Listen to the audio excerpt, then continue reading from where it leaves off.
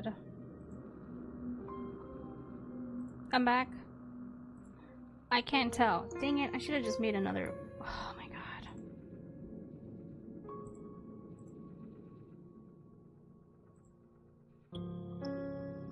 Oh my god. I'm so annoyed.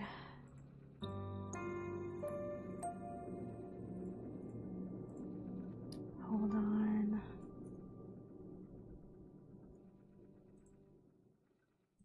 I'm trying to fix YouTube. Yeah, my internet cut off. I'm trying to fix my YouTube room now because it just created a whole new stream instead of like going back to what I had before, because Twitch was saying I was offline. Twitch was saying I was offline. Beyond, why are you hurting me? Yeah, Twitch is claiming I'm offline, but YouTube is claiming that I was still live. So that's why I was like, I'm confused. So I just closed OBS and then I relaunched OBS because I was spamming start stream and it wasn't letting me start stream. And now I need to get my other chat box from the new Twitch. Or YouTube. I'm sorry. Oh yeah, 2 different streams. Yeah, see, there's 2 different streams going. What the frick? Ah. So yeah, let me get my new YouTube chat on my OBS. That's trippy. Yeah, my internet keeps. I don't know what's going on. I don't know if they're working on stuff or what. But the fact that it's been randomly cutting out since yesterday. It cut out yesterday at like noon for like a split second, and then it came back, and then it cut out at like 10 o'clock, and then it didn't come back until like 1 a.m. and then now today it cut out like a couple minutes ago. Oh my god. Ugh. I mean, at least it was a flicker, so it came back right away, but oh my god, I had a feeling this was gonna happen. And I'm not looking forward to this now. I was just gonna end stream because I didn't want to have to reboot everything, because now I'm gonna have to edit this VOD by splicing it together. I'm so annoyed. I hate when my freaking connection drops, because now I have to splice the VOD together and then re-upload it onto Twitch and YouTube. Oh my god, I hate this. I'm gonna have to do that tomorrow, so I'm not gonna bother clipping stream today then. Screw that mess. I'll just clip stream sometime tomorrow if I have time.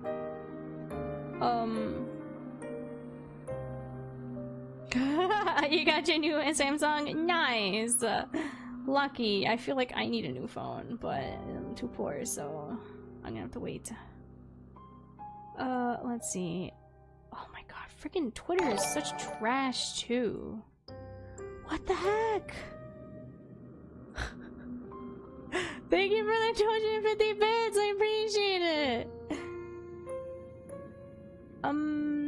Hope you're doing well, Pion. Why are you kicking me? Why are you kicking me? Why you kick? Let me, oh my god, thank you for the 250 bits again! What the heck? You crazy! Whoa, excuse me. Oh yeah, welcome back, Corrupted. I'm sorry. Yeah, no, that's fine. It happens. It happens. I need to share a new link now to this stream. Oops, I clicked the wrong... I grabbed the wrong link. Yeah, it happens, don't worry. For funsies! Rain jump over here, making it rain. Oh my god, your namesake. That's so funny.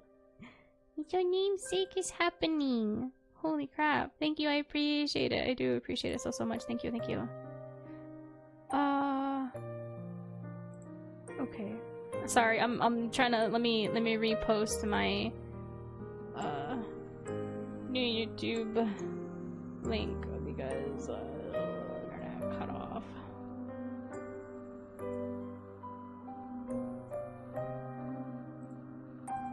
gosh, now my headset is acting like it's disconnecting a lot. Did I even... Whatever. Brag.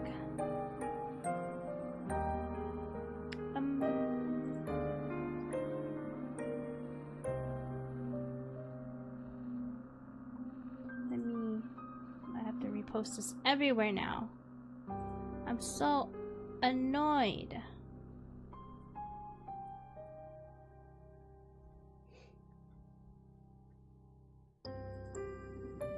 Okay, I think, alright, so I posted in Discord. I didn't add everybody again because I know that gets annoying. I'm sorry. I only like to add everyone if there's like an important update when I'm not streaming, as well as, of course. Well, who wants a lammy, lammy, lammy? I do, I do. So go up and greet your mammy, mammy, mammy. Hi there. So march, march, march around the daisies.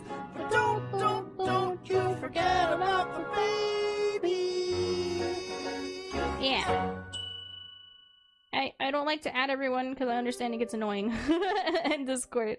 So I only ever add everyone when there's an important update and I'm not streaming, as well as you sounded frustrated. I'm very frustrated. And I've had a headache since yesterday and it's flaring up again. Ugh. I need to get a new link. Internet issues suck. Yeah. Disconnected, you have to disconnect it from the experience. Yeah, it's so annoying when that happens. My freaking earbuds keep making that popping sound too. So I DC'd at what? Hour, almost 2 hours in? This sucks.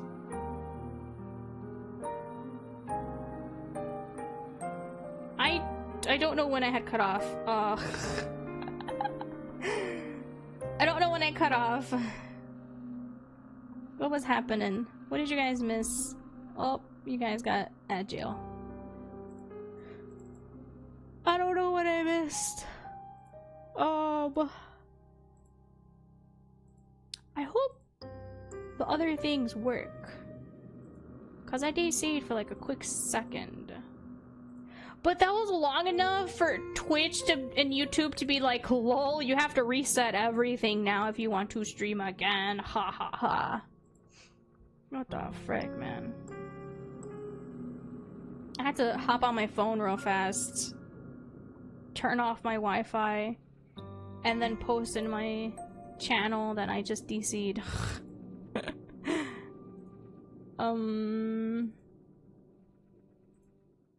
My ears also popped today. No. Not my ears are popping. My headphones are popping. It makes a weird short-circuiting, like, popping sound on my headphones. Not my ears. Not my ears. It's my headphones. When stuff short-circuits and whatnot, it keeps making, like, popping sounds. Like, crackling. It happens, like, every so often. It's really weird.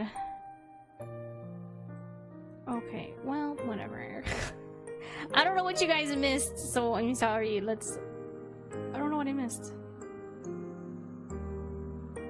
Oh yeah, it's describing what our character looks like. So our character looks like how my thumbnails look. You can only see the thumbnail currently on like, Twitter, the Blue Sky, Instagram, and YouTube.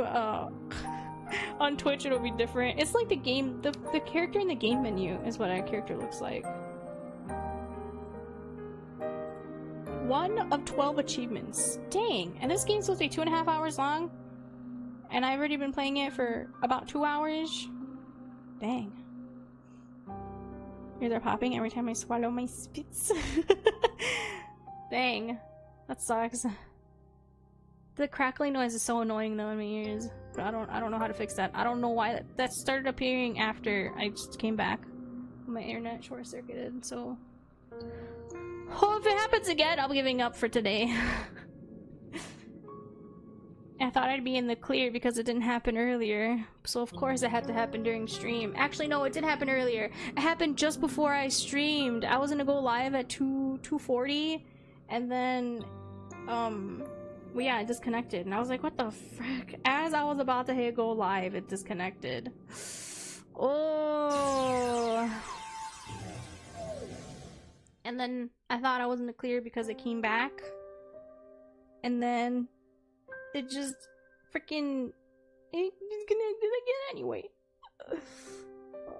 Okay, well, yes, our character has a gray skirt, a white blouse with a, I think, like a gray jacket. And we have braids. Your hair is tied in braids, and your eyes are downturned forever, focused upon your feet. You're trying not to look at your classmates, and you thought yourself fortunate if they did not look at you in return. You did not want anybody to notice you. Until that awful winter, that is, where everybody stopped paying attention to you for good. Nobody tried to trip you. So we got bullied as well? Nobody tried to trip you when you walked past them in the hallways. Nobody, in fact, so much as glanced at you. All of a sudden, there were no malicious whispers, no wicked laughter, no pulled hair and thrown objects. You were giddy with relief at first over this newfound means of tormenting you that your classmates have devised. But this little game, that of complete and utter disregard, continued, and on and on and on, as the days grew shorter and the nights grew longer. As the time passed, you began to fret as the state of your own corporality. Can anybody still see you? Did you even exist at all? That's weird. Yeah, everyone is bullying us. They were bullying MC, and then suddenly they just stopped? That's a little weird. Then at long last you found it, quite by accident, the source of all your woes. One of the girls had erected it. Whoa! One of the girls had erected it in the forest, through which you were sometimes bidden to jog for PE class, beneath the shade cast by an old oak tree. It was a makeshift tombstone.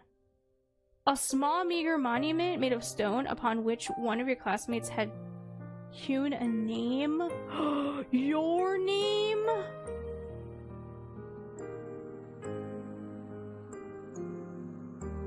So are we dead?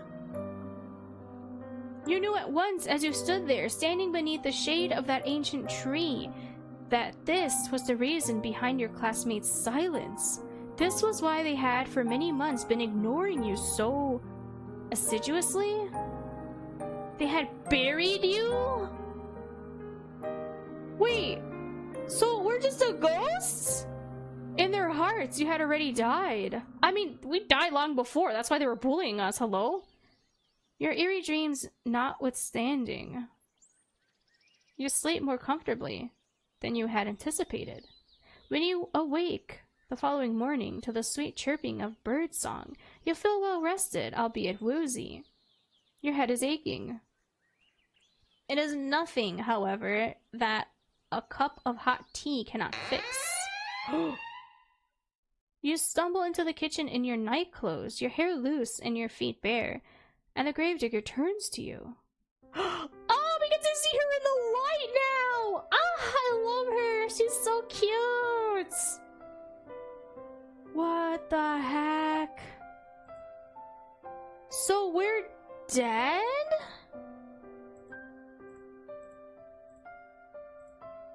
So we're dead. Unless they acted like we're dead. Oh my god, that's even worse bullying. Making a gravestone for someone that you're bullying, it's just, oh, I don't know. Because we were also being chased, I thought. She looks at your face, which is pasty, and your under eyes, which are dark, and exclaims in the manner of an accustomed, as a manner of one accustomed to solving problems, not complaining about them. Oh, you look awful. I think you need something warm to drink, and maybe you need something to eat too? Let me get started on breakfast. And that is exactly what she does. She gets started on breakfast, which proves to be quite the simple affair. Nothing like the luxurious food you were accustomed to in your past life. Okay, now we're talking like we are dead. The bread is hard enough to break your teeth on, and the cheese is a bit too strong. It is food all the same, though, and you do not complain. Your stomach was beginning to grumble. The tea is inoffensive, at least, and you drink it gratefully. Oh my god. Well, I didn't mean to right-click. You thank the gravedigger girl for her hospitality, and she smiles at you in return, a sunny smile, like a field of blooming bellflowers. It's no problem. Don't hesitate to ask me if you need anything else, she says, words which come to symbolize your relationship. You stay with the gravedigger for many, many more days, and limited though her means might be, she always tries to help you.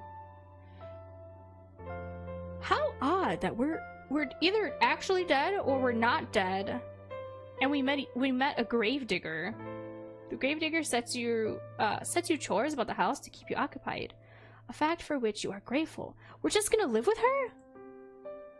You need to do something to keep your mind off your frantic flight through the forest. But that was days ago. You can almost forget about it now during the day. During the night, however, it returns to you, the sound of your feet against the foliage. And the swirling fog. Foliage. I live with her. Yeah, I love her. When you sleep, you are assailed by nightmares. Sometimes you awake after midnight, the sheets twisted around your body and your mouth gaping open in a paroxysm of fear? I don't know. Though you try to tell yourself otherwise, you are still afraid. Being with the gravedigger makes you feel less so, though, particularly when you are sleeping the floor or keeping an eye on the bread loaves as so they do not burn. Oh, I can't read. You attend to most of the domestic chores. Oh my god. While the gravedigger concerns herself with the work she has known, with the work she knows best, that is digging graves. Dang, she's still digging up graves. Oh my god, I can't I can't read or speak. Her Dodge presence when it comes to this pursuit intrigues you. So much so that you cannot help but posted a question to her on one particular morning when the sky is festooned with clouds. It's so quiet. Oh my god! Oh, her hood is blue. I love her so much. Wow. Why, you ask her, perhaps a touch insensitively, do you continue to dig graves? There is nobody left, after all, to dig them for. Oh, so she's been done. You have always been practical, I'm sorry, and you cannot see the point in it. What's the point in it, The gravedigger ponders, while holding her precious shovel to her chest. Fortunately, she does not seem upset by your question, despite its bluntness. You should count yourself lucky. Her temperament is so very placid. I don't know, man. Isn't this supposed to be a Yandere? Are we the Yandere?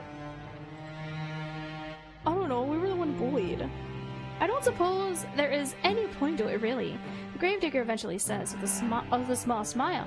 I know it doesn't have any particular purpose, but, well, digging graves is what my father did. He showed me how to do it so I could continue his legacy. My father wanted to keep our family tradition going, sorry. And so I suppose I want to do the same. That's all there is to it, really. That's all, is it? You think you can understand that? Though your companion's actions might appear to be illogical, there is a kernel of reason nestled among them. She does not dig graves out of any sense of purpose. She does it instead out of sentiment. Besides, I have to do something to keep myself busy, don't I? If I spent my days idling all on my own, I think I'd go mad. True, she gave us chores, too, so that way we can keep doing things. The gravedigger laughs at this, as though the prospect of her own madness is amusing. I'm sorry. Her laugh, despite her slender stature, is not particularly delicate. It reminds you, perhaps unkindly, of the braying of a horse. You are ashamed of thinking such a thing, though, and your face flushes with guilt of it. We cannot all be well-bred young ladies, you know. Why are we so rude? It's weird how we were the one bullied, yet we're here kind of bullying this girl in our head, like, talking crap about her. Or thinking of, I don't know. We're making fun of her in our mind, and I feel like that's really gross. Still, The laughter of the gravedigger, as it echoes through the gray, gloomy sky, is strangely desperate. It sounds forced. Her smile, too, is a touch unnatural. The rictus grin of a corpse! You find, despite your attempts to return her laughter with a polite giggle, you cannot. You cannot help but pity her. So she's acting unhuman-like. You retreat indoors briefly after your talk with the gravedigger, then set about some simple chores. The gravedigger trusts you well enough to manage sweeping the floor, a task which does not take particularly long, and the preparing of the meals, a task which takes slightly longer. True. It is not until much later, once the sun has already sunk beneath the horizon and the moon is high in the sky, that the gravedigger returns from the outdoors. She is windswept after many hours spent exposed to the elements, and there is dirt caked under her fingernails. The gravedigger removes her cloak, which she hangs by the door. Then she looks at the pot suspended over the fire, a fire which you stoked with your own fair hands. The scent of cooking food, that of garlic and onions, fills the air, suffusing the interior of the kitchen in a homey aroma, which makes your stomach rumble. Taking stock of this, the gravedigger smiles at you. A toothy smile which, despite her status as a lowly peasant, Jesus, is surprisingly clean and bright and white. Thank you so much, dear one. Oh, there's nothing like returning home after a hard day's work to find dinner already prepared. Now, let me give it a test. Gravedigger dips a spoon into the soup, then brings it to her lips. She blows upon it. Was it good? Then we learned well. Then she places a spoon into her mouth, the wooden utensil clanking against her teeth. You observe this with a touch of anxiety. Well, she liked... What? Well, will she like the food which you have prepared for her? Ooh, already a pet name? Man, she moves fast, right? You have cooked for her before in the past. I mean, it's been like weeks, I'm assuming, like at least 2. And she was always very complimentary of your efforts. Unless it's been longer, but it said days flew by. Cooking is not your forte, however. You never had to concern yourself with it, really, growing up in relative comfort as you did. You think that you enjoyed this rural, rustic mode of existence more than you did any of the privileges of your past life. Dang, if I would have known that we were like some rich kid, I would have chosen the castle first. I thought a rich person wouldn't care for us. At least now with the gravedigger, you have a steadfast friend, a staunch ally. When you are with her, you are not alone, and that is worth its weight in gold. The gravedigger exclaims. After drawing the spoon from her lips, her smile a bright, guileless one? It's delicious. Your face flushes at this compliment. Ooh! You are unaccustomed to receiving them, and it makes you feel good. Oh, dang. Shyly, you ask the gravedigger if she truly means that, a query which makes the gravedigger smile. Of course I mean it. You've become quite good at cooking, really. That is a relief. You were not very good at all of this cooking, malarkey in the beginning. You did not know how to handle a knife, nor how to peel a vegetable, and you cut yourself more than once. You bled into the soup on several occasions. Whenever once did you throw the sullied soup out? Ooh! The gravedigger lives a humble existence, and she cannot afford to waste her precious ingredients. Too wholesome, my heart can't take it! I know, they're so cute! Your soups during your stay have all been seasoned with the slightest hint of, I was gonna say, what an iron penny taste. Today's soup, however, is a marked step above all the rest. You did not cut yourself with a knife, even once. Maybe your companion's compliments are not empty fluff. Maybe you really are improving. This soup should be ready to serve. I have some bread, too, that we can eat with. Oh, eat it with. But oh, I should brew some tea, too. Let me. Ah, yes, the tea. You knew that you were forgetting something. You were so focused on the soup, it might have slipped your mind. Your face flushes yet again at this oversight, and shyly you offer to correct it. Gravedigger, however, waves your request aside. No, it's alright. You made the dinner, so I'll brew the tea. It's only fair, and it won't take all that long. Oh my god! Would you mind serving up the soup while I'm busy? Of course you would not mind. You do enjoy making yourself useful. For a lady, you are awfully domestic. I know, this is so domestic! Oh my god! You work alongside the gravedigger to finish your nightly meal, and together you serve it. Soup and bread, alongside 2 cups of piping hot tea prepared by your hostess's own 2 hands. You sit together at the table, then partake in this simple fare, after saying grace. Oh? The soup really is quite good, despite it being made from only the most commonplace of ingredients. There is a bit of a kick to it, and it warms you from the inside out. The tea, meanwhile, is very soothing, as much so. It makes you feel rather sleepy. You would like to stay with the gravedigger for a little while longer and tell stories, as you have sometimes in the past. That, or play cards. Aww. The nights are long, and there is no better way to pass them than spending time with her. Games of old maid, alas, will have to wait. You are too tired for it. You do not know what has happened, but after consuming your victuals, you feel utterly fatigued. Did she drug us? You explain your predicament to the gravedigger between your yawns, and she nods in response. That's alright. You don't need to stay up with me. Not if you ain't up to it. You should head off to bed and rest that pretty head of yours. You did not think you are particularly pretty, but you presume that the gravedigger is just, yeah, regurgitating a phrase to you. She does not truly mean it. What? We think so lowly of herself. How could she? She is far prettier than you are. You thank the gravedigger for understanding, then raise from the table. You retreat to the spare bedroom on trembling legs, then change out of your clothes. You have only just slid into your nightgown when you hear the rapping of knuckles upon your door, light and unobtrusive.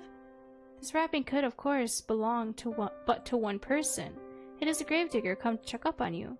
I'm sorry, the gravedigger says, but soft. Her voice soft. But you rushed to your room so soon after eating, I couldn't help but worry about you. Now? Not earlier? You just told us it was okay that we can go to bed. Is she gonna chain us to the bed? Would you mind if I took a look at you? I just want to see if you're alright.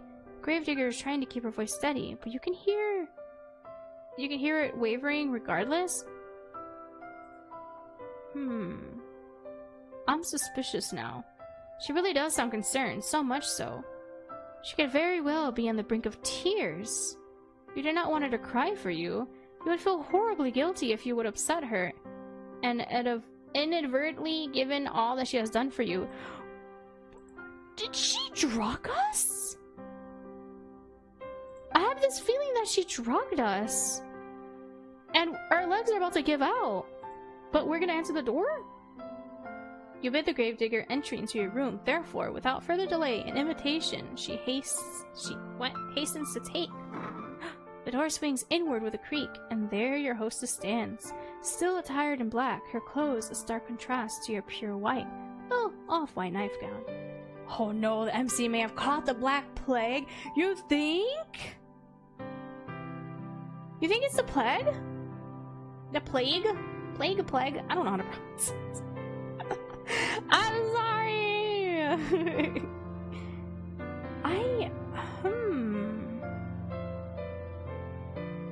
The gravedigger looks at you, seated in bed with your hair freed from your usual braids. Oh my god, excuse me.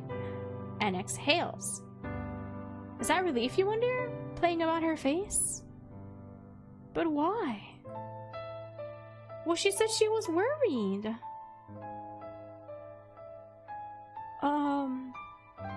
What was she expecting to see exactly before entering your bedchamber?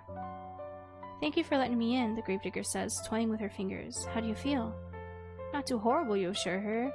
There are no particular problems with your health, you just feel tired. Oh, her trauma! She probably is scared that we have the plague. Oh. Are you sure you're not sick? Yup. Your face does look a bit pale. That would be nothing out of the norm. You are always pale. You'd be surprised. True. Now, is there anything I can do for you? Would you like something warm to drink? Or maybe a hot brick to place on your bed? It should keep you warm. You appreciate your hostess's thoughtfulness. but you assure her that this won't be necessary. You will be fine. I hope so. I thought that about my father too before he... The gravedigger begins, but her voice soon trails off. She does not finish that thought. She does not need to. You know now what she was thinking of before she entered your bedroom. Cold, clammy skin, a sweating brow, rank oozing pustules. Ooh. You think upon these symptoms, which are eerily similar to those recounted during the Great Plague, which once beset your own country, and you shudder. If you want anything, then I'll be on my way. Or if you don't want anything, then I'll be on my way, the gravedigger says. But before that, this was just a fancy on my part, but I was wondering, would you mind if I brushed your hair for a little while? Your hair? That's right. It's such a pretty shade of red, is all. I just thought, well, it's just a fancy, really. You don't have to let me. Not if you don't want to. But I thought it might help you relax if you're feeling under the weather. I've heard it's supposed to be soothing. Huh. Is that what the gravedigger's... that is what the gravedigger says. But you have the distinct feeling that she is the one looking for solace here. Let her brush our hair. That's cute. She is not quite so selfless, perhaps, as she would like you to think. But she has been so good, so very good to you, true, and has done so much for you that you do not want to begrudge her, the small self-indulgence.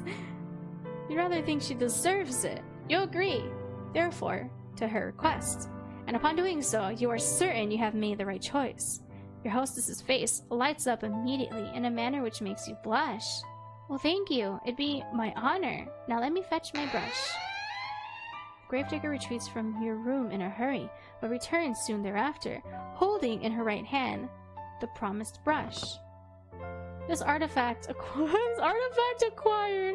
The gravedigger then settles herself upon your bed by your side. She looks at your hair for a few moments, her expression pensive. Then she announces that she will begin. The gravedigger leans in.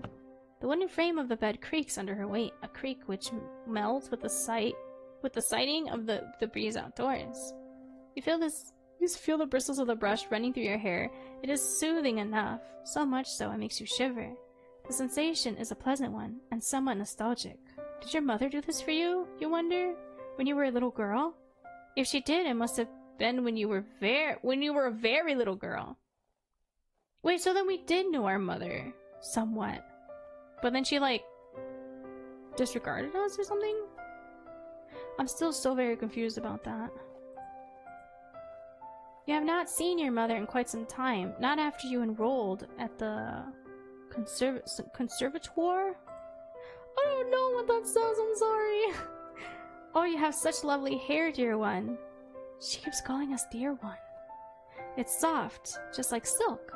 Not at all like mine. Mine is so coarse. This gentle voice draws you out of your vague, half-formed reminiscence. It sounds as though the gravedigger is lost in nostalgia of her own, because her voice, when next she speaks, is dreamy. I think my mother used to brush my hair like this for me, back when she was still alive. That must have been a long time ago, though. It is funny, you think, as the bristles of the brush continue to slide through your tresses, that you and the gravedigger should both be reminiscing in tandem about your respective mothers. Yeah, they have that similar, like, thing that happened to them. They lost their mothers when they were young, or at least not lost their mothers, because MC she didn't have a relationship with her mother when she was younger. I mean, she did, up to a point, and then her mom just kind of just ignored her. Oh, welcome back, TV. Sorry, I yawn. Perhaps there is something maternal in the act of brushing one's hair, which is wont to summoning forth such images. I would not know personally. I cannot remember my own mother at all. I don't think I liked having my hair brushed very much, the gravedigger continues, her breath warm against the exposed nape of your neck.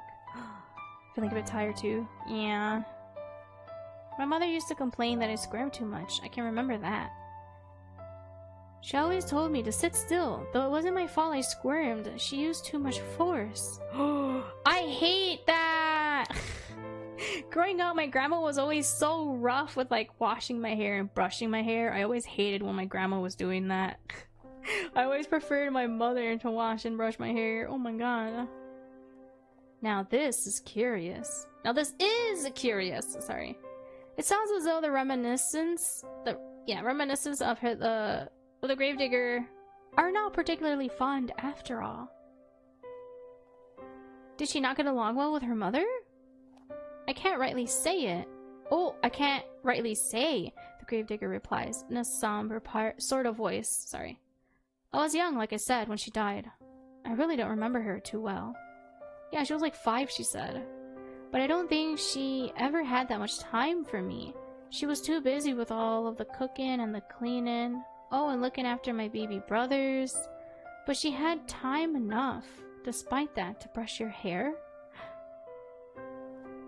Her baby brothers? Plural? I thought she died in childbirth for your brother. So it was just your one baby brother. She did what she felt she had to make me look presentable. Not that it really worked. What do you mean? You're so cute! I wasn't like the other girls in the village, you see?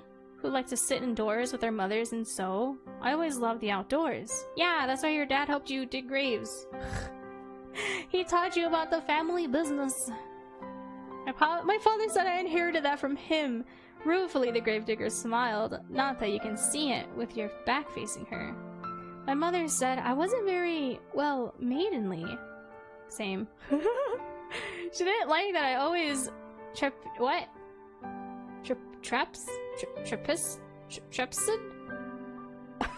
Around outside! I'm sorry, I don't know what that is. After my father watching as he dug graves. I don't know. She said it wasn't appropriate, like I was some sort of a princess wearing a fine dress. I don't know. The gravedigger snorts. It wasn't ladylike to be digging holes in dirt. I used to get a bit muddy, yes, and maybe I did get burns on my clothes, knots in my hair, but it shouldn't have mattered. It's not like I ever had any hopes of marrying a prince, no matter what my mother said. But still, she hoped. She had a lot of hopes. She had a lot of hopes, my mother. High hopes. I thought she might have resented my father, maybe, for working such a menial job? Her profession is an honest one, but it has never made much money. I think my mother was hoping for fine jewels and dresses and, oh, I don't know. She always had ideas. Her head was full of fairy tales. It was such a shame. It was such a shame. Oh, it was a shame, I suppose. I'm adding words, I'm so sorry. That her reality didn't match up to what she wanted. I didn't match up to what she wanted. Dang, you're hitting all the close to home things for me right now. Whoa. Whoa. The bitterness in your friend's voice is unmistakable. So much so, you want to console her. What would you say to her, though? You never met your companion's mother. You never will either. Her cold, inert body has been laying in the graveyard, buried beneath a tombstone for over a decade. You have no way of ascertaining whether your companion's mother truly cared for her. You do have intelligence enough, however, to understand that poorly thought out condolences can cause more harm than good. What? I've never heard of a poor condolence. What? You would not like it if people tried to reassure you that, of course, your father loved you really. If he loved you, then why did he send you far away from home? Yeah, our parents sent us away to like a boarding school or something where we got heavily bullied and they faked our death? Why did he never send you any letters? Oh yeah, they never wrote to us, our parents. You know he was worried about his finances, but that seems a poor excuse to pretend that his only daughter did not exist. His only daughter? As for your own mother, meanwhile, she was nice, at least you think she was. But she was woefully ineffectual. Though she was normally an adult? Huh? Though she was nominally an adult? She always cleaved before your father's judgment? You think that she was afraid of him? Oh. You did not try to tell the gravedigger, therefore, that her mother loved her. That she must have done, else she would not have given her birth to her. Instead, you sit there, letting the brush run through your hair, and you say quietly that you understand. Whoa, sorry. Sometimes you feel like a disappointment yourself. Haha, I feel that every day of my life, game. Yep. Well, the gravedigger says, after a pause, I'm glad I'm not the only one. I guess it happens to all of us. So true. You guess so. My parents are only people after all. While one would hope one's parents would be kind and attentive, they too can fall victim to caprices of their own? Just because one has brought a child into this world, it does not mean one will be able to take care of it properly. True. Not all parents are responsible, just as not all people are responsible. True. It is a painful subject. Oh well. It's alright if my mother never liked me, or even if she never loved me. I know my father did, and that's all that matters. Aww. He was always there for me no matter what. Your companion's voice catches in her throat. She winces. At least until he wasn't. He died. And I didn't do a thing to help him. You said you tried to help him! You tried to give him various herbs and such. Nothing helped. You tried. Your companion's shoulders are beginning to shake. You still cannot see her, but you can feel her body convulsing. You can sense her loneliness rolling off her in waves. It is all-consuming, like the waters of a deep, dark ocean. Grief anew pierces your heart, not on your behalf, but for the sake of your benefactress. She does not deserve to suffer so much. This you have no qualms with telling her? You turn to face her and pluck the brush, which has been hovering in the air from her fingers.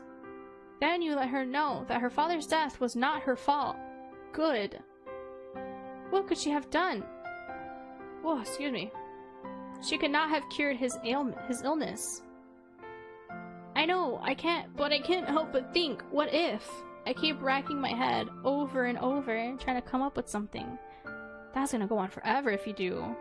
But I can't think of anything. And even if I could, it's too late. He's already dead. He's dead and buried. I buried him, and now I'm all alone. She might have been all alone, you tell the gravedigger, but she isn't now. Not anymore. She can, how can she be when you are there? I know that. I know, and I'm grateful, and I don't know if I deserve it. Why would she not deserve your company? You do not understand. Because I couldn't do nothing for nobody. My father always looked out for me when I was a little girl, but when he needed me the most, I failed him. I failed everyone. All of the villagers, all of my friends, all died. What would I do if the same thing happened to you? I don't think I could bear it. I don't want you getting sick too, not when I cared about you so much. I thought I'd gotten used to being on my own, but now that you're here, it's making me worry all over again. I've been worrying so much I can't sleep from it. I'm scared. Oh! Your companion's voice catches in her throat. Then she collapses in on herself. She leans forwards, her arm wound about her middle, as if to steady herself, and she cries. She cries and she cries and she cries. For a few moments, you look at the gravedigger, unsure of what to do. Her pale face, streaked with silvery tears, seems to flicker in the candlelight. Her shoulders, which seem too slender to bear the immaculative weight of all the sorrow she has endured, are shaking. Her fatigue continues to cling to you, as insistent as the fog which rolls amongst the tombstones in the graveyard at night. Hug her! Remember how before we didn't know what to do? We kept lingering and we were just like, oh. You're not so very tired, however. You cannot offer your hostess some comfort. You do not know what you can say to console her. You feel too weary to think of pretty, sophisms? Sophisms? But there is something you can think of. You would not typically be so bold, of course, but you were tired. You were tired enough for once to throw caution to the wind. That and the tears of the gravedigger are awfully arresting. Oh, be in your arms, Pukid Samaritan. Oh, we hugged her. Finally. Oh my god. They're so cute. Oh my god, we're both so tiny. We're both so tiny. About time, right? You open your arms, and before the gravedigger can pass comment, you pull her to your chest. Oh, a soft exclamation. Exclamation, oh my god, escapes the lips of the gravedigger, quieter than the sound of wintry snow. Wintry snow as it brushes the ground. Then there is nothing. The gravedigger is stiff in your arms for a few moments. Like the corpse. Ooh, like the corpses she and her father used to seal away inside their wooden coffins. She has all wide eyes and awkward, pointed elbows, tears still coursing down her pale cheeks. You worry briefly as you hold her that you have perhaps made a mistake. You were attempting to consoling her too clumsy. You would not know. You never have been in a situation like this before. You have never consoled any friends before, because you have never had any friends to console. True. It is not so now, however. You are as far away from your old life as it is possible to be, and the gravedigger does not curse you for your impudence. Neither does she try to squirm away from you. Instead, she sits there, still as a statue, cradled in your arms. Oh, I'm sniff. Very sorry. Oh, to show you something so embarrassing. Aww. That deep, no friends to console. Yeah, to console. Yeah. That's, oh, frack. I get so lonely sometimes. Until at long last. Excuse me. With a breathy sob, she lets the full weight of her body fall against yours. You run your hands against your sobbing companion's shoulder blades and her back, and gently you soothe her. You tell her that she does not need to apologize. There is no shame in crying. You hug her for many minutes while she sobs against your chest, wetting the front of your nightgown. No further words pass between you that night, and they do not need to. Words are irrelevant in any moment as tender as this, shared between two souls who have come to understand one another through mutual loneliness. Aww. You slid beneath your sheets. You still feel exhausted, and the gravedigger joins you without asking for permission. We have. Oh my god, we're cuddling? Would be unnecessary piece of politeness, really, given your acceptance is all but assured. Have a good night, Aaron. Thank you so much for stopping by. I appreciate it. You have already accepted the gravedigger, after all. Every single inch of her. You have accepted her hospitality. You have accepted her food. Now you are accepting her company. You arrange yourself beneath the sheets, then draw her body to yours. The gravedigger has not yet changed into her nightwear. Her clothes will be horribly rumpled when she wakes come the following morning, her head resting against your chest. But tomorrow has ceased to matter. It no longer exists. There is no concept of time between the two of you, no thought of the day which will dawn once this night inevitably ends. Instead, there is only the warmth shared between you and the wetness on the cheeks of the gravedigger. There is the sound, irregular now, and less intense than before, of your companion's muted, muffled sobs. There is this gentle, tender moment snatched in the midst of a deep, dark night, which can never be replaced. Your eyelids feel heavy, as though weighed down with stones. They droop inexorably downwards, pulling you like a drowning maiden into the dark, impenetrable abyss of slumber. You yawn, then you fall asleep, cozied up beside the gravedigger like two cats in a basket. Aww. You sleep and you sleep and you sleep, more deeply than you have allowed yourself in quite some time.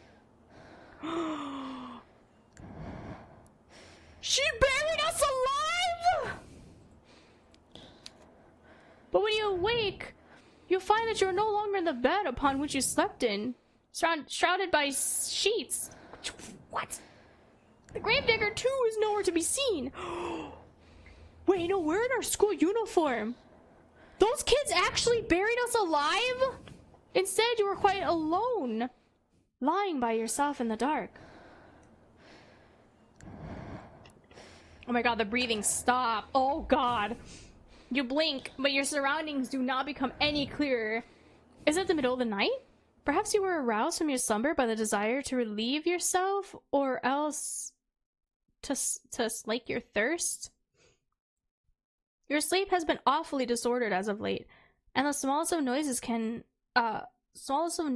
have been enough to disturb you. And the twists had plotted right?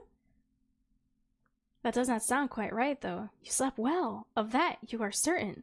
Your body feels invigorated, as though it has slumbered for hours and hours. How many hours? You do not know. You do not know much of anything. You can feel a strange pinching sensation around your chest, however, and around your arms. It would appear as though somebody, but who else could have it been save the gravedigger, changed your attire while you were sleeping.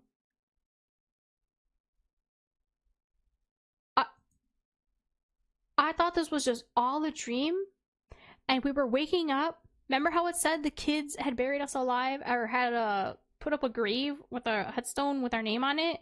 I thought maybe it was those kids that buried us alive, and we woke up and we were just dreaming about the gravedigger. I didn't actually think it would be the gravedigger.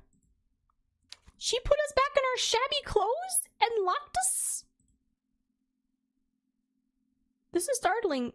This is a startling thought. But the darkness which entombs you is even more so. The darkness which surrounds you is unsettlingly complete. It is so thick you cannot penetrate it. Your newfound wounds do not stop, however, at this deep, unnatural darkness. It is cold, too, and you are lying upon something hard, some sort of stone slab. What is going on? You reach out, but your movements are soon... What? Stymied? I don't know. There is something heavy laying on top of you, something that is limiting your movements. You were anxious before upon awaking, but at this discovery, you feel downright aggrieved? A sharp prong of panic pierces you, but you try to suppress it. Hysterics will get you nowhere. Oh my god, I would feel so claustrophobic being in a casket. In most cases, you only tend to make bad situations even worse. Oh, in most cases, they only make... okay, I think I read that wrong. They tend to make bad situations even worse. You ought to know that already. You swallow your mounting dread as best you can, though it is coming on thick and fast, and try to squirm. You move your arms outwards, but they do not get very far. There is a wall above you, and walls on either side of you, walls which do not budge no matter how hard you push. Not, I must add, that you can push particularly hard, your anxious state notwithstanding. You have never had much in the way of upper body strength nor lower body strength. Dang.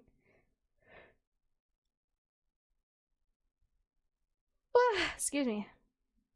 You do not have much in the way of strength at all. You feel quite helpless as you lie there, out of breath from your meager exertions, unsure of what to do. You can hardly see a foot in front of your face.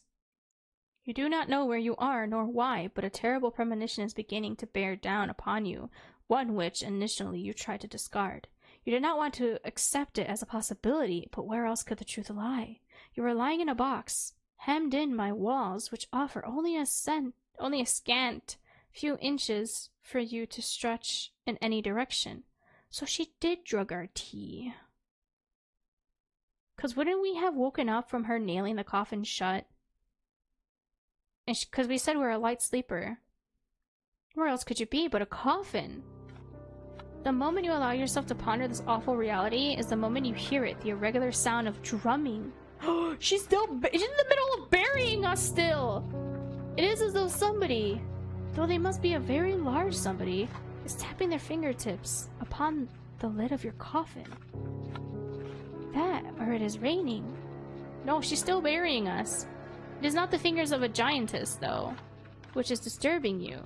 Nor is it falling rain. It is dirt. The sound continues on and on, as though it is drilling its way inside your skull. It is relentless. It is merciless. Like the ticking of a great celestial clock.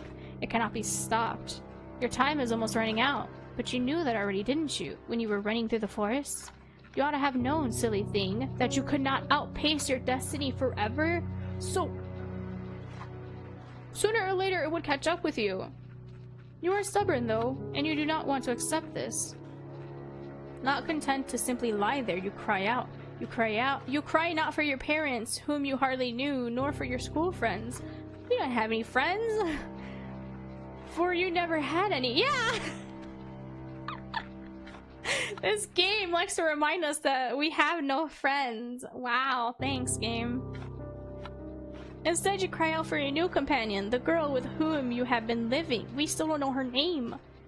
And with whom you shared one precious, cherished moment. No friends? Yeah. You cry out for the gravedigger. Surely this is some manner of mistake? When she realizes that you are, in fact, entombed in one of the coffins she is currently filling, for who else would be moving the dirt above you? She will cease her operations at once. She will pull you out of the darkness, back into the world of the living, and then she will hold you close. Yeah, she was literally crying, and we comforted her, and she buries us alive? I thought there would be an easier way to save ourselves. I didn't know it was set in stone. No pun intended. She will embrace you. She cannot mean to cause you any harm. Not when she was so good to you and so kind. How would she bury you? You cry to her so loudly you fear your vocal cords might tear, all while banging against the roof of your compact prison. You cry desperately, helplessly, and to your relief, your cries do not fall upon deaf ears. The sound of the falling soil stops, albeit briefly. Then you hear a voice. The voice is very faint, given it's being filtered through your coffin's sturdy lid, but you recognize it. So, you're awake then, are you, dear one? The gravedigger says. She sighs. Then she says, in a perplexed sort of voice, now, that is a pickle. I was hoping you'd be asleep a couple hours more, so the last time we spoke would have been on better terms.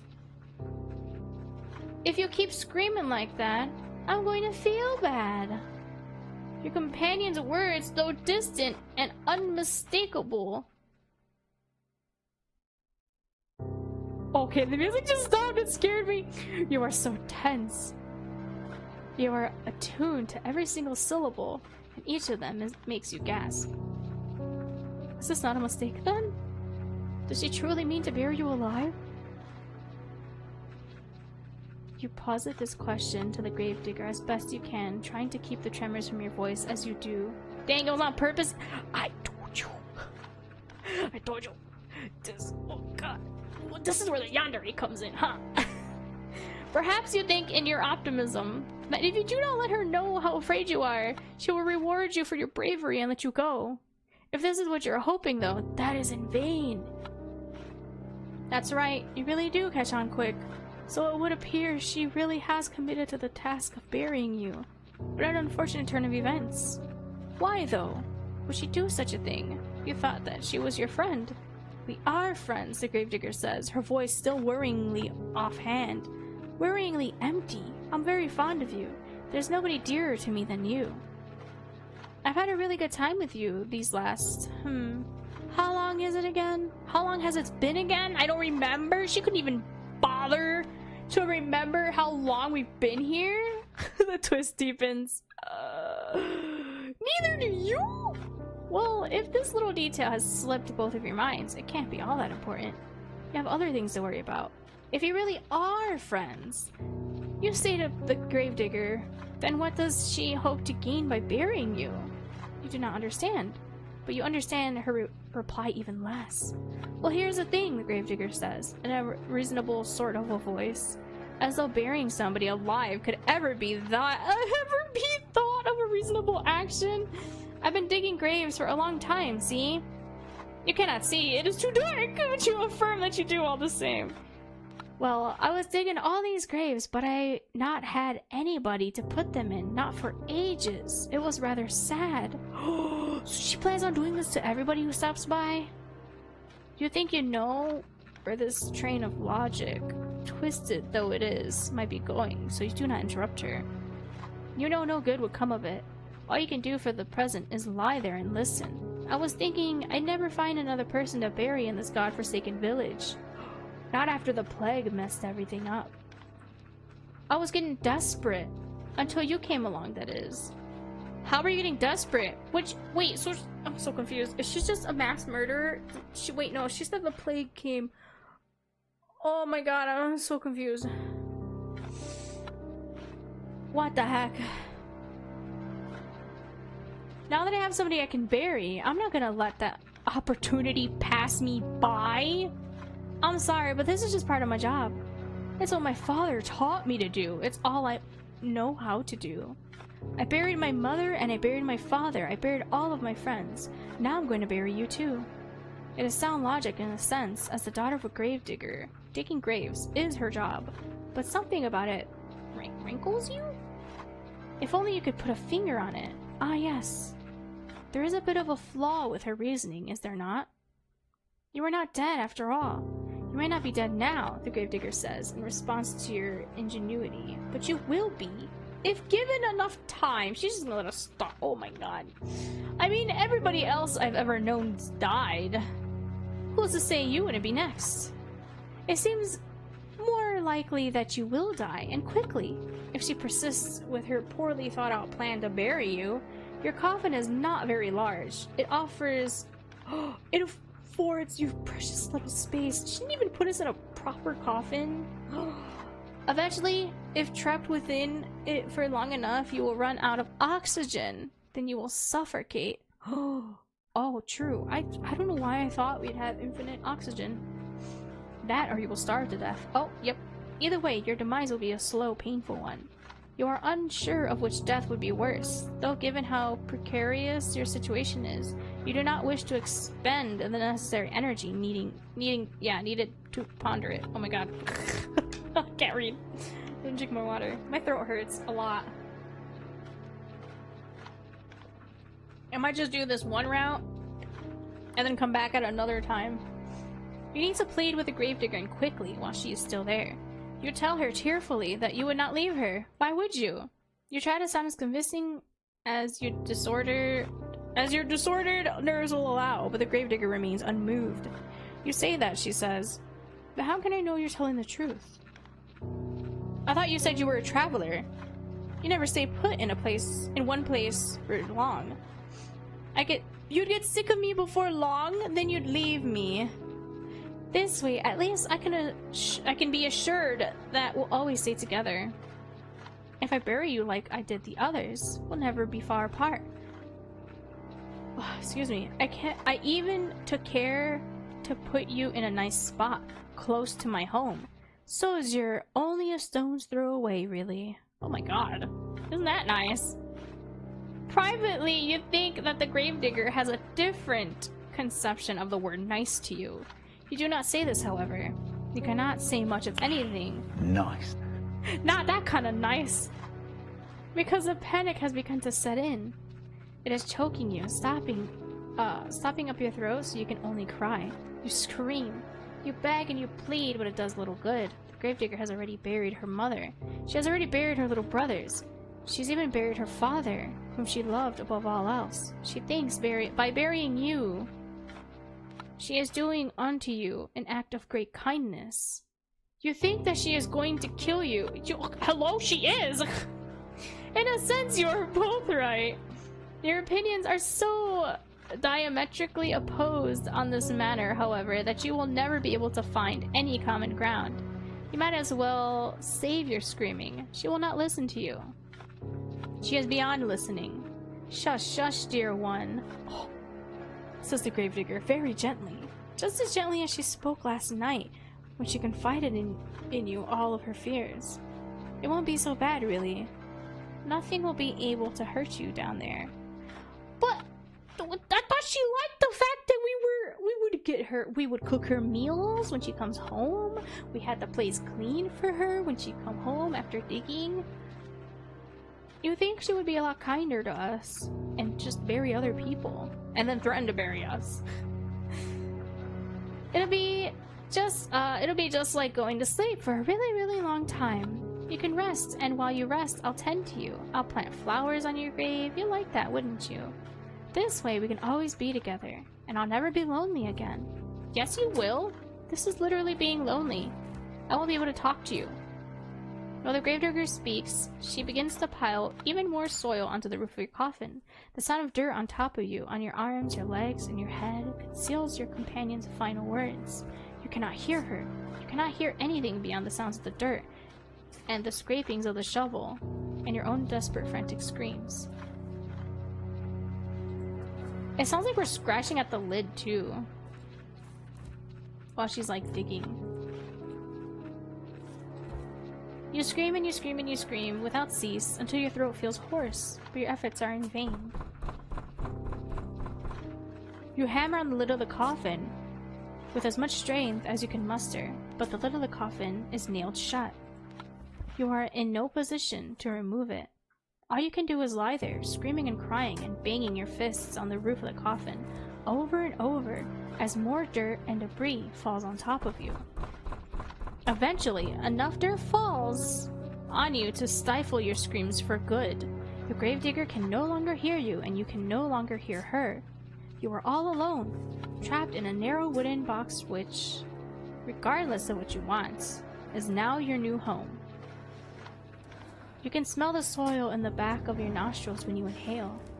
It is so potent you can taste it on your tongue. You can taste the eventual inevitable... Whoa, I don't like the sounds! You can taste the eventual inevitable decay of your own body. You will remain trapped here underground forever and ever. Or to use less melodramatic terms, until the last of your energy escapes you and you succumb to your own slow suffocation. It isn't a very pleasant way to go, but you'll forgive me if my sympathy is limited. You did bring this upon yourself, you know. The narrator's blaming us? What? You reap what you sow, and in your case, you made a series of bad decisions which led you to your ultimately demise? You literally told me what path to go down, and I chose a path to go down. That is the only choice you gave me in this matter. Now, what do you want to do? Will you accept this fate of yours and rest in peace, or will you try to fight against it? I can fight against it. Are you not happy with the hand that fate has dealt you? When is anyone ever?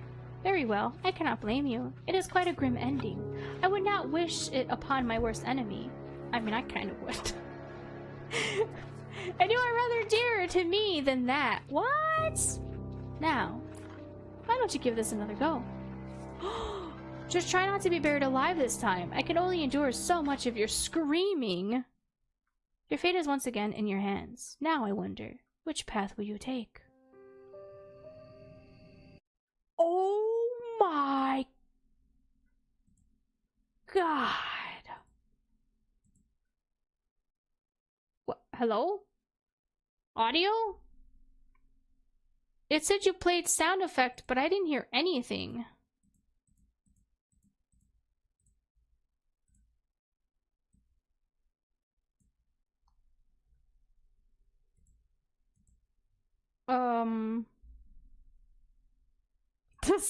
It was silent but deadly.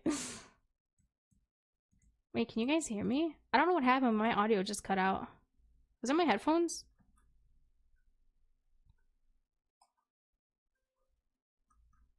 It was my headphones. Oh my God. Hello? Hello? Hello? Okay, we can hear you. My headphones cut out. Remember how I was saying it was making staticky noises and stuff? Yeah, it's because it was cutting out. Wow, okay, so my internet breaking apparently broke my other stuff that's plugged in. What the frick? Okay, now I can hear everything. Oh my god! That is so cool!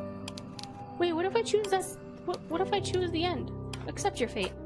Very well then, enjoy your eternal slumber. I suppose this is a good night for now. But it is not goodbye. You cannot escape from me, even if you are buried deep beneath the earth. When there is a will, there is a way. And even if the whole world has forsaken you, I never will. I will never leave you. Down in the boneyard? 10 feet deep. We're in the bone zone! You will never be lonely again. What the heck? It's our laptops. I know! When something goes wrong, everything kind of goes... I know! I hate it!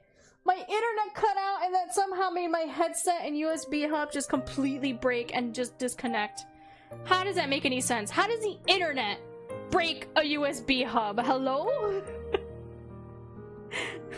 Doesn't make any sense to me.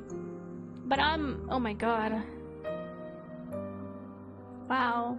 As I knew it, this took me what, three and a half hours to beat the game, even though it says 2.5. Frack, because I split my VODs up into 2. Now I'm gonna have to splice my VODs up and then re-upload them. What was the first VOD? 149 and this one's 111. Man, I hate my freaking connection issues. Still a pretty great game. Yeah, this was a really good game. This was really good. I loved it. I just wish my internet didn't freaking break it up, because I have to do more editing later. Ah! Want to see you play the other routes? Oh, I'm for sure gonna play the other routes. Yes, yes, yes. I will load it in here since it takes away the one that I just did. Wait, what happens since I did this one? Oh no!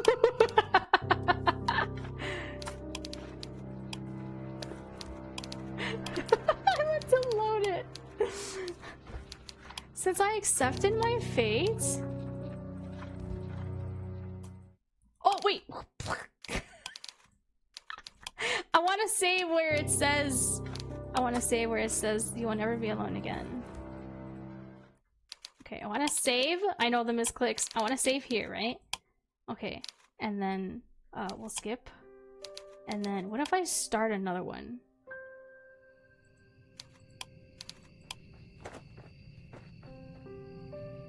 Oh. I thought it would...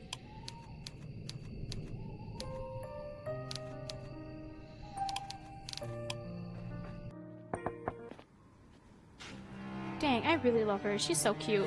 What the heck, man? I have to pee really bad. I'm gonna end stream here though, by the way. I'll do one route per stream, so I still have two more routes of this game. We still have 2 more streams. Hopefully my internet is better on Thursday. Actually, it will be Thursday. I'm going to my manager's house tomorrow, so I won't be back home until Sunday. That is why I'm only streaming Thursday. I thought there would be more to this. I guess not. Cool. Dang! Wait! Extras! Wait. I wanna... Oh god. I didn't mean to close the game. Come back. Come back. Come back. There's more I want to do. Hold on. Wait. Come back. Come back to me. So we have 3 achievements. Dang. So each route is 3 achievements. That makes sense. There's 3 routes with 3 achievements each. There's 12. So that's for all endings. Yeah, because there's like a special ending or something if you get all the endings. So heck yeah, I'm doing everything. We're doing everything. Heck yeah. It's just, I'm gonna split it into 2 other streams because I already have to splice this one as is, so I'd rather just do other streams. Oh. My audio like popped.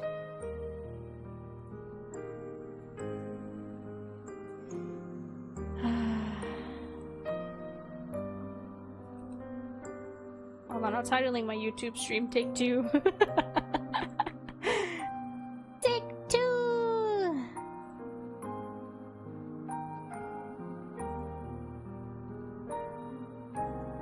Yeah, sorry for the disconnect earlier. My internet just decided, hey, I'm gonna shut off for like a split second and ruin everything for you. Because I had to close OBS and reopen it. Okay, I want to look at extras. There's a gallery! Oh! Oh! Yeah, thank you so much! I'm so happy! I'm so excited. I've had very weird stagnant growth for the last 2 years. I was stuck between like 280 to 290 followers on Twitch for a whole solid year. And then all of a sudden I like skyrocketed up to 500? 505! Wow, thank you guys so much for 505 followers on Twitch. I really, really appreciate it. I know I said it last stream, but if I get 500 subs on YouTube, I will upload episodic like let's play videos of Huni Pop. So if you want to see me play that, because it's banned on Twitch, do not stream Huni Pop on Twitch. All the Huni Pop games, Honey Pop, whatever you want to say it. I like to say Huni Pop because it sounds silly and I like silly words. Yeah, Huni Pop is banned on Twitch. Don't ever stream it. If you see someone saying that they want to stream it, inform them. Don't do that. And yeah, I don't have a stream deck, so I can't toggle things, so I won't be able to make a censor if I do stream it on YouTube. YouTube, it's okay as long as you censor things. There is still boobs in the game. They show full frontal, and it's very lewd. So yeah, I'll play Huni Pop for the first time in my life. Record myself playing it. It'll be really weird when I do that because I'm so used to chat and live streaming, so I've never done Let's Play videos before, but I will for Huni Pop if you guys want, but only if I reach YouTube partnership. So if I get 500 subscribers on YouTube and apply for partnership and get approved, then I'll be doing that. So there's only 4 gallery? Oh. There's 2 pages. Wait, if there's only 3 routes.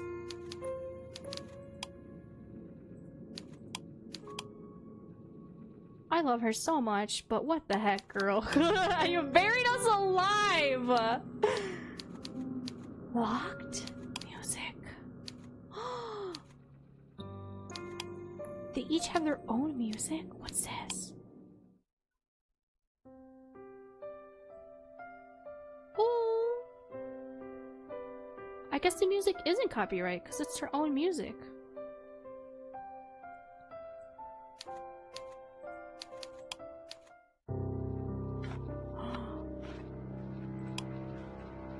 There might be a hidden route for going after all 3, maybe? Yeah, I think so.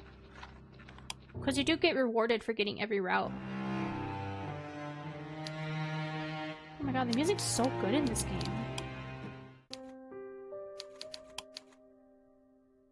Oh my god, the music's so good in this game.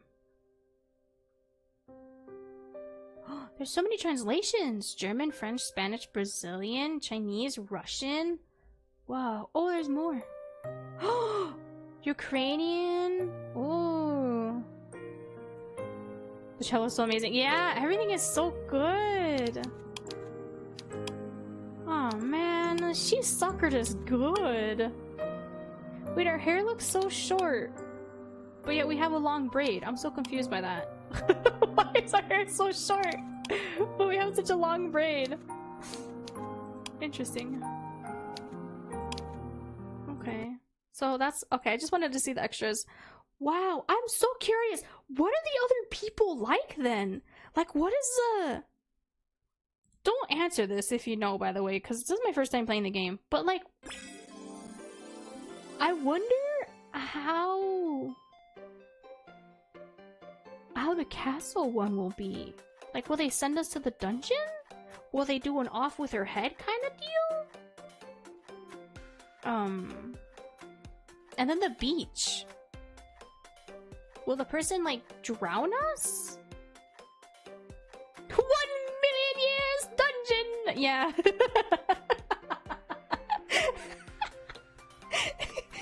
the lemon grab? Put you in my oven. I love lemon grab. I can't do it. I can't do his voice. My throat hurts. when he has the cookie and he's just, oh, boo, boo, put you in my oven. I freaking love lemon grab so much. And then when he tries to eat the other lemon grab, oh, where there could only be one. No, my favorite lemon grab moment is the put you in my oven and oh my god, what the heck was it? Oh, the one where the other lemon grab is the one where the white, I think it's the white dressed lemon grab is playing with their little lemon drop, not lemon hope. Lemon hope is a whole other character. Lemon drop. When they're playing with the little lemon drop toy, and he's making him dance, but then he wants to put him to bed. And then he does a little dance, and he like turns the head, and he looks at the other lemon grab, and he just goes, "We hate you." That's my favorite lemon grab moment. I freaking love lemon grab.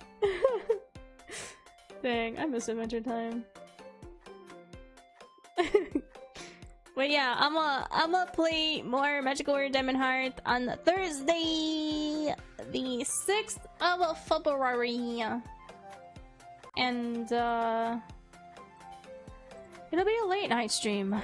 I'll stream at 9 p.m. Central Standard Time. But I might stream a little late. Like, I might be late. I might be like 15 minutes late. I don't know. I don't know. I might be a little late. Can't wait. Yeah, we're gonna try to go through what is it? Episode 2 of Magical Warrior Diamond Heart, since I only got through the tutorial and episode 1. My first stream. Apologies. I had to troubleshoot things. And then I kept yapping. It's so easy to just stop talking and then yap. I'm sorry. I keep like just random moments.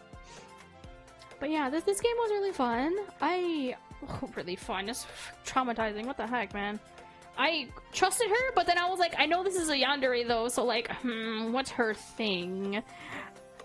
I should have saw that coming. The fact that she kept digging graves? Why? It can't just be a thing just because your father, Ooh, I don't know. It seems so shady. Now I'm wondering, is anything else she said true? Are there other people that she also buried? Are we really just the first person that stumbled upon that village? Why didn't she get sick from the plague? It probably killed everyone else, and then she's claimed it started with her dad. From someone that they buried. But I don't know. I feel like she's lying. You're gonna try to play through the Ayasa demo again? I don't know. I feel so bad. Oh, I never submitted that footage either. I don't know. Oof. I don't want to put too much on my plate. Cause yeah, it's just me doing all the work, so Actually, did I send it? They accepted it. It said completed. They accepted it. Completed 21 hours ago. Yeah, I submitted the footage yesterday. You know what? If they ever update the demo, then heck yeah. Because it's the whole VOD. Yeah. Let that sink in. I submitted the whole VOD. Yeah. I mean, I played the game for a solid hour and a half. It's just that, and I did like it. I did keep singing its praise. Like, I did like it. Yeah, we let that sink in. I did like the Ayasa demo. It's just, it felt more like an alpha than a demo build, considering how janky it was, and I soft locked myself. So restarting literally just closed out the game and never even relaunched either. So I don't know. If they ever update it and I see that they've updated it, then heck yeah, I'll check out the demo. Because I did actually really like that one. That one's fun. It's like all of my favorite little indie games mixed into one. It's like a mixture of, well yeah, Limbo, the side-scrolling adventure, like freaking... Is that what they call them? Like side-scrollers? It's got that airiness to it. Excuse me. You have to like parkour, you stealth. So it's like Little Nightmares mixed with like Limbo, mixed with what the heck, that other Limbo game? I forget what it's called. And Unravel. It's like everything mixed into one. I really liked it. Wait, did that VOD also include the rant you had too? Oh my god, it did. The first 15 minutes or 10 minutes of stream, I was like, I don't know why I thought Hello Kitty Island Adventure would be free. It did include that rant. Of me crying about Hello Kitty Island Adventure. Oh my god, that was a horrible day. Yeah, because I was having a horrible day. Because I found out that that game wasn't free. I thought base game would be free, and I thought deluxe edition would be $40. Turns out regular edition's $40, deluxe edition is $60. Like, that made me so annoyed. I was like, why? And then, cause like my manager was like, well, what do you want it on? Do you want it on the Switch? Do you want it on Steam? I was like, I want it on the Switch. And he's like, okay, but you wanted the hard copy, right? And I was like, yeah, I want the hard copy. And he said he'd buy it for me. March 25th is when it comes out. So I'll have to wait 2 extra months. So I was like, okay. I'm okay with that. $60 for in 2 months for March 25th. And then, heck yeah, I'll do that. I'd rather wait. I'd rather wait for it. But I feel like that's a scam. I think because it's a Sanrio that it's more expensive than like Animal Crossing. Because Animal Crossing, it's literally Animal Crossing complete, right? So I thought that it wasn't to be as cheap. Because Animal Crossing complete is $20. I think it's $10 until January something. So yeah, no, it should be about $20 now. I'm just upset that they didn't put it on the Switch. I really wanted Animal Crossing Pocket Camp complete on the Switch, but they didn't do it. They kept it on phone, on mobile, and I didn't want it mobile. I want it on my Switch. I haven't played my Switch in so many years. Like, Nintendo, please. Come out with something that I can play on your console again. I miss playing on my Switch. Yeah, that's why I wanted the hard copy of Hello Kitty. I figured, screw it. If I ever get like another Switch or something, at least I'll have the game to play like that, so it'd be easier. Might just be the Hello Kitty name price. That's what I'm saying too. It has to be because it's Sanrio. Because Animal Crossing is only $20. Other than shovelware slop? Wait, what the heck is shovelware? In the eShop at least? Dang. Yeah, see? I wish they put Animal Crossing Pocket Camp complete, because I was actually really excited for Pocket Camp. For some reason I thought that one was also coming out on the Switch, so I was like so excited for it. And then it's only on mobile. Like, I've had my phone for like 6 years? 6 years. So I was like, my phone memory is getting full. I ain't no way I'm downloading another mobile app to play. Screw that. I would have paid the $20 for Animal Crossing Pocket Camp complete if it was on the Switch. I'd pay you $20, $30 for that. Honestly, 20. I feel like 20. Actually, it should have been $10, but whatever. Most of the games I've seen there are low quality. Dang. Yeah, see, there's a lot of garbage. There's a lot of garbage games out digitally. And I'm someone who likes physical copies, because I like to see the cases. I miss the little booklets that used to come with the games and stuff. Maybe I'm just old. I don't know. Oh no, worst cases some have obvious AI generated images. That makes me so mad. 2 game companies reached out to me me that were AI slop games, and I was like, you have to be kidding me. I blocked them immediately. I was like, no thanks. I denied. I blocked. I was like, gross. 4.5 gigs of memories left in your phone. Yeah, see? Like, I don't want to have to lose more, because I have the Miku game on my phone. I have Pokemon Sleep. I have Pokemon TCG Pocket. Like, there's too many app games. I wish I could stream those. I want to do Pocket I want to play TCG Pocket on stream, but I don't know how people do it. And it's my personal phone, so I don't want, like, my family to text me randomly or try to call me randomly on stream. I know I could put it on Do Not Disturb, but you guys, I'm gonna dox myself. You guys, oh god, my favorite VTubers are all my wallpapers too. I'm just gonna be so embarrassed.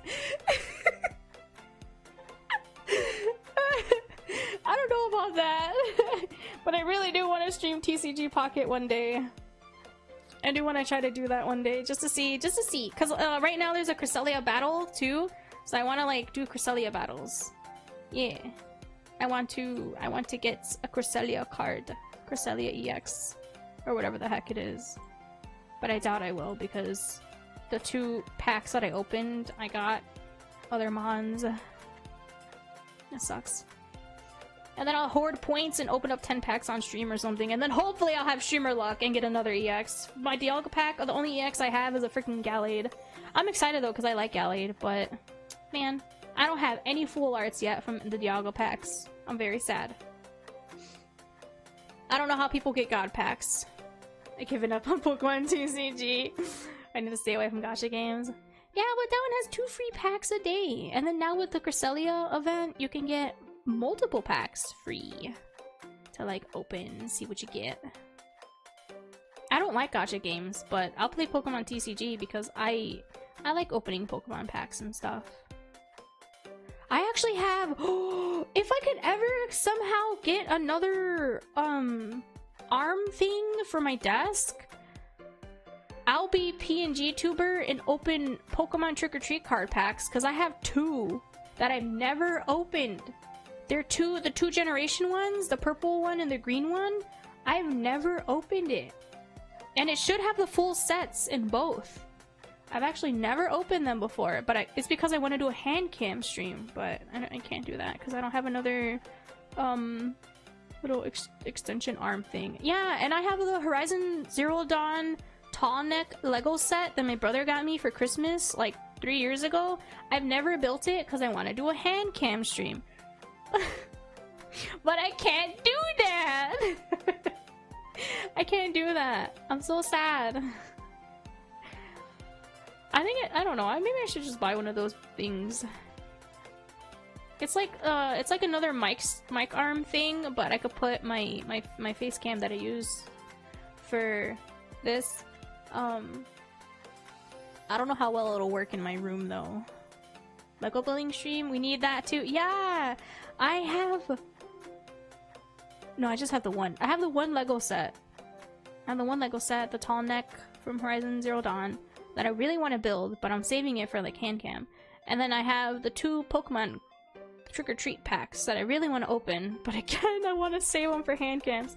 I just can't do it. I'm so sad. If my TV was mounted, I'd be able to, but it's not. Because my desk, it has my TV on it, so I haven't been able to use my desk as an actual desk. My laptop's on 2 bins. My setup's so scuffed. My mic is on like an awkward position on my desk too. It's really weird. My setup's very wonky. It works, but like it's so wonky. What about Gundam Gunpla building? I'll build the Hello Kitty one. I found the Hello Kitty Gundam like every convention I go to. I'm so tempted. I love it. It's so cute. I really want it. But I don't have it.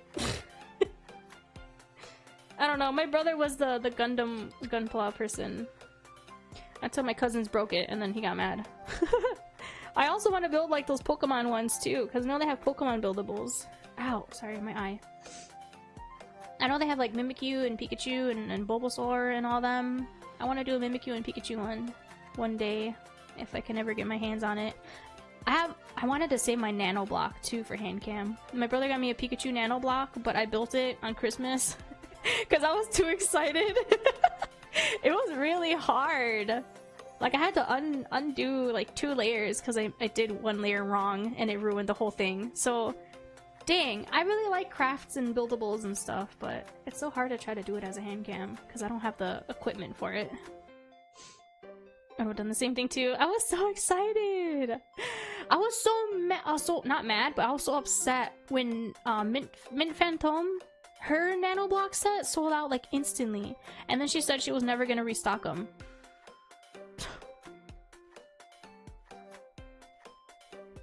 I really, really wanted it. Her plushie too. Yeah, that was a sad day. Yeah. Because my brother said he'd give me that and then the plushie, but they both sold out like instantly. Oh, I hate that. And then she said she wasn't gonna restock. That was so sad. I hope one day she does. I really hope. I hope one day. I want the mint. Everything sold out within 15 minutes. Jesus. Yeah, it came at a bad time for us. We were like between paychecks. We live like paycheck to paycheck. It was between paychecks for my brother, so he couldn't. It sucks. Oh my god, okay, I'm gonna get off because my headset is doing the annoying popping sound again. The plushies did restock for the stream. Oh, well, they're probably sold out by now. She looks like such a brat. I want it. Her little like hey face. I love it. She's so cute. And freaking Menthol. I hope she can restock stuff soon. I understand if not though. It is what it is. But man, I hate missing out on my favorite merches and stuff. Yeah, the smug face. Gosh, she's so cute. I hate being poor. I haven't gotten anything in so long because I'm all scared too. Like, what if I get it and then it's like, wow, they don't deliver to my house because it was a mishap with my freaking Demon Hunger book. Oh, I'm so mad about that. Lately, our delivery people for packages have not been doing their job. Like, they don't deliver to the door, and then they leave a note in our mailbox saying, oh, you missed a delivery. Oh, really? I didn't know that. Her own blushie was out of her own pockets, and that was why there was a limited account. That makes sense. You know what? I think she did. Wouldn't all of them have been out of her pocket? Technically. She's empty now. But no, I understand why though. It's okay. I just wish I could have gotten it at that time. I know she feels bad because yeah, a lot of people are probably same boat that I'm on. Oops, wrong house, lol. But the thing is, they deliver. So they delivered our package to another house a couple of doors down. They opened it, and then they had their kid come over in the middle of the night to deliver it to our house. And it was my brother's package. And he was like, they opened it. They opened it, and then they brought their kid over to give it to us. They had it all day, and then they opened it. Oh god, man. This neighborhood is like a decent one, but what the frick? You don't open up a stranger's package. We've had other people's packages come to our house. You know what we do? We delivered it back to them. We didn't open it and then deliver it. Like, if it was something of worth, like it was literally like a bag of salt for his salt gun. My brother got gifted a salt gun for Christmas, and he had the ammo delivered to him. Should have had my delivery dropped off by the neighbors too. Yeah, see? But lately, they've been doing that, and they even said it too, that it happens to them all the time. And it's like, if it happens to you all the time, why did you just admit that? Because it's illegal to open up someone else's mail. You literally open up their package, our package. It's like, come on, man. That's so freaking rude. That means they would have kept it if it was something of worth. It was ammo to a table assault gun. I think because they probably saw the gun logo on the package assault, it probably scared them and they were like, oh, go back and deliver it to them. Imagine getting that in a freaking package accidentally. It's funny. We haven't tested out the assault gun yet, but it sounds cool. They like shoot it at flies, and stuff. They even took a pic of my neighbor's house as a message saying it was finished being delivered. That's so stupid! That's so negligent! Oh my god, that's so negligent. Oh god. I think they did that to... Yeah, they did that to my brother! It was at a different neighbor's house that's like on the opposite end. I think we know them though, so they were cool with it. But my brother didn't want to just walk by, grab the package, and then leave and look like he stole it. So yeah, he grabbed the package, he rang the doorbell, and he was like, hey, they delivered this at your house, but it actually is supposed to be mine and my house. And that person was like, oh yeah, that's been happening lately to them. So they were like, that's fine. Sorry it happened. But like, it's not your fault, so... But dang. I don't know why delivery people are like that. Like, why do you get a job in delivery and you don't even, like, double check nothing? It's literally your job. That sucks. But it is what it is, I guess. Well, thanks for game. I swear to god, I, like, don't know how to end stream today. I'm so out of it. That threw me for a loop. She buried us alive. Man, I loved her. She buried us alive. Frack. I'm like, I trusted her, man. I trusted her, and she did this to me, and then I got scared, so she did drug us. She said she would hope that we would be asleep for longer, and we weren't. What the heck, man? Gravedigger-chan. We don't even know her actual name. She's just Gravedigger and hostess.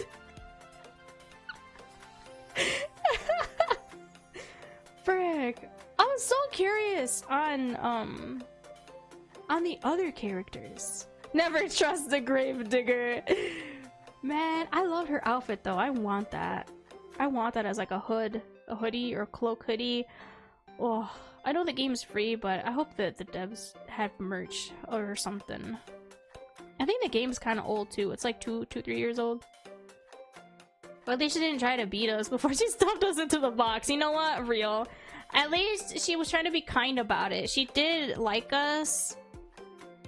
But let that sink in. She did like us enough to like be so domestic with us. But dang, man. Drugging our tea? Burying us alive? I'm so upset. Same so. I keep jittering for some reason. And my ring light's on. I think it's because it's my only light source in my room right now. I'm sorry. Oh. So, I guess next route I'll go to the castle? Because I'm so curious. Are we really a rich kid then?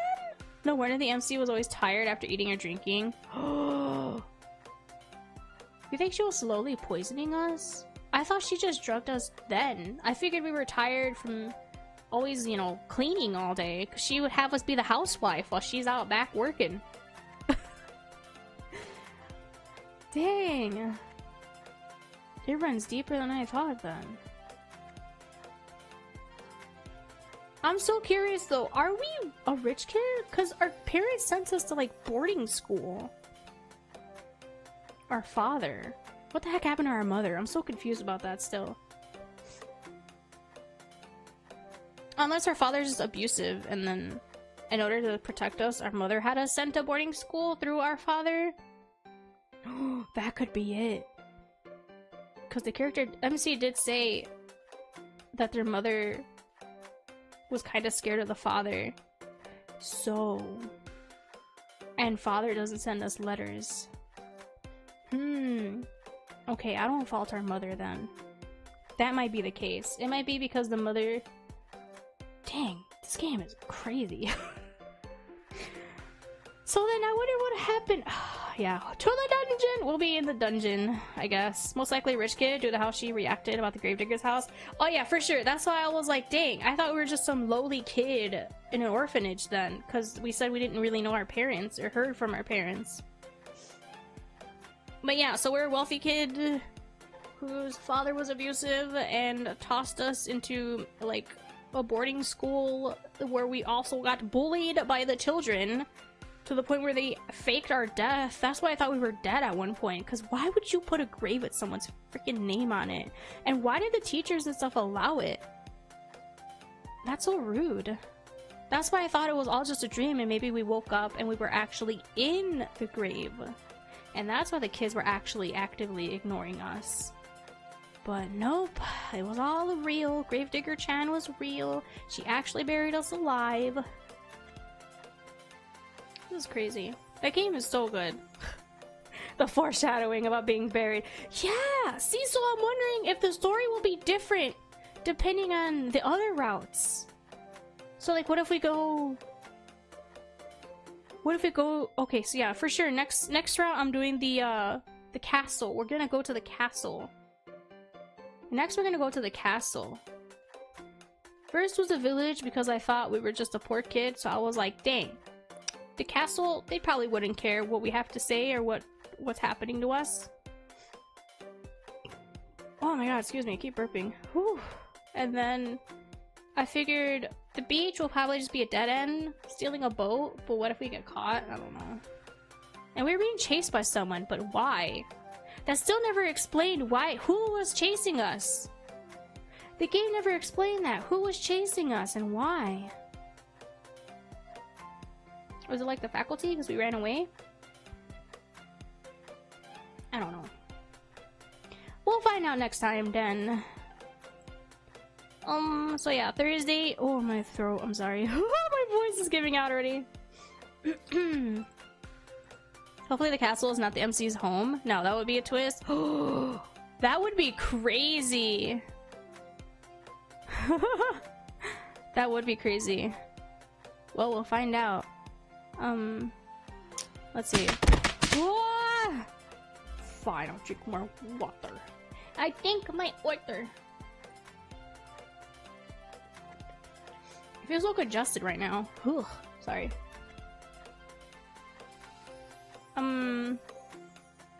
But yeah, I'm not gonna be home Tuesday. That's why I'm doing a late night stream Thursday, because it's not my house. I'll be in my manager's house. And my manager works at night, so I think he leaves at around 9, 8:30, 9 o'clock. So the finance, yeah, the finance.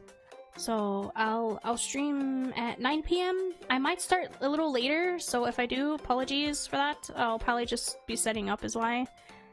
So I'll play Magic or Diamond Heart probably until like 1 a.m. See how I'm feeling.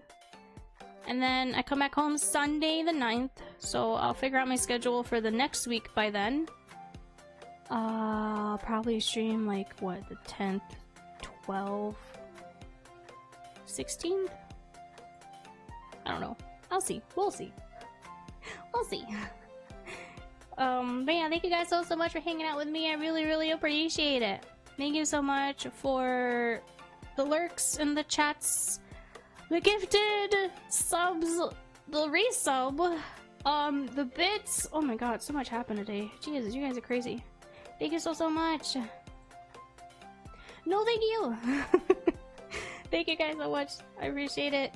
Thank you so much for the 500 followers on Twitch. And sorry that my internet cut out. I had to reset OBS too. Frick. I'll get the VOD situated and clipped tomorrow because I'm exhausted after everything. I'm just gonna...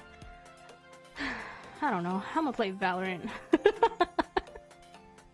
gonna play Valorant. I'm freaking tired. I'm gonna just derp out on Valorant. Can't have an amazing stream without the scuff, right? I literally live and breathe scuff. But thank you again, and oh wait, I'm sorry. I should check who to raid, actually. pretty sure I have some people's. Let's see. I have to pee really bad. Whew. Oh my god, there's so many people streaming right now. Ooh, Ven is playing Marvel Rivals. Pixar's born in the scuff, molded by it. Yes! True! I guess that's what happens when you're born in the ghetto. You're always surrounded by the scuff! There's always something going wrong!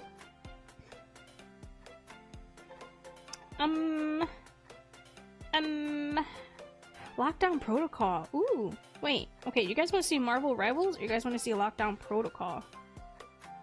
Or I don't know. Laptop doesn't help. My laptop's fine today. It's just I don't know what it is. Ow, my hip snapped. I don't know if that picked up. That hurt.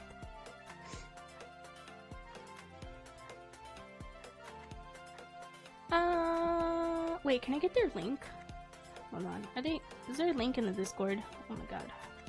Huh, huh, huh. Parkour. Parkour!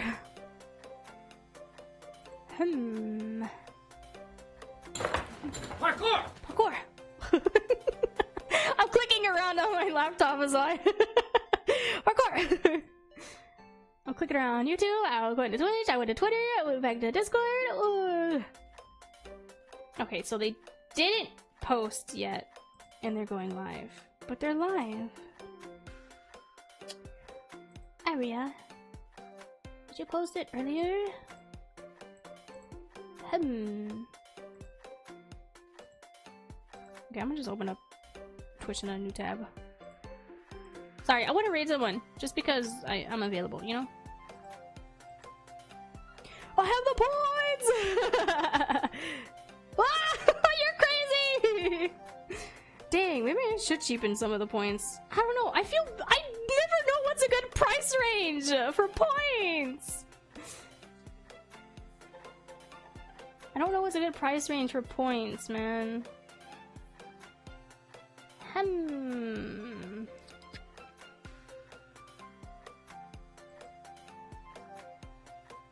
Oh god, they have the knocking thing active. I don't want to knock, I just want to send a raid to you. No, no, no, no, no. No, no, no, no, no. I don't want to knock. We're just here to hang out. They're doing Lockdown Protocol, and I really want to watch that. Sam! Sam! Where was that earlier? Dork. Where was that earlier when I was gushing about Grave Digger Chan? It works! Yeah! I just wasn't sure if the toggles would work, but they do. Did the raid create? There it is! There they are! Wow! Okay, I'm gonna raid, we're raiding Aria. We're raiding Aria? Oh my god, wait, where did it go on my phone? Why did it disappear? Hello? Come back to me. Come back to me! They're playing Lockdown Protocol right now, so it's gonna be a fun, silly, chaotic collab. Let's go. Thank you guys so much for hanging out with me. I really, really appreciate it. Screw the Grave Digger! Grave Robber Chan is my new partner. I love, what do you mean? The Grave Digger had such a cute outfit, man. Oh god. I wonder what the castle person's gonna look like. Our little maiden. We'll have a maiden. We'll finally have a maiden! Next week. Tune in next week for Maiden Chan. Bye. Take care. Appreciate ya.